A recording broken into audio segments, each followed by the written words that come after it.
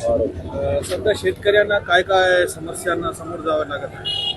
शेतकऱ्याची खूप अडचण आहे. भाजपचे लोक असं तसं म्हणायचं मात्र आम्हाला भाव पाहिजे, आम्हाला पैशाची गरज नाही.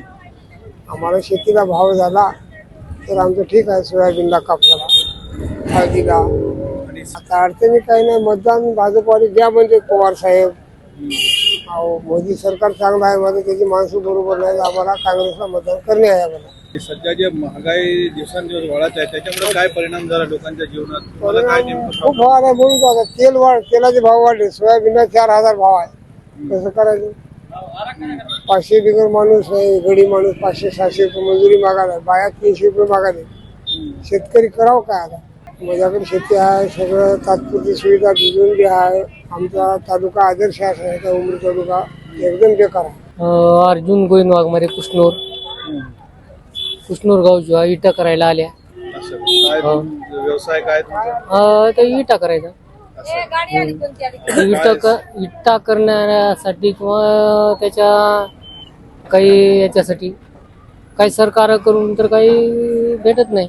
सध्या तुम्हाला नेमके कोणकोणत्या समस्यांना सामोरे जावं लागत? आता बऱ्याच आहेत, किंवा गरिबी आहे, लाचारी आहे, असं काही बऱ्याच समस्या आहेत. वाढती जी महागाई आहे त्याच्या संदर्भात तुम्हाला काय अडचण? त्याच्या समोर काय आता महिन्याखालीच तेलाचे भाव, याचे भाव वाढून ठेवले. आता हे आम्ही इटा करायला येतात, त्याच्यामुळं आम्हाला दुनियाच्या परेशानी. पूर्वी आणि सध्या दोन मध्ये काय तुम्हाला नेमकं अंतर कसं?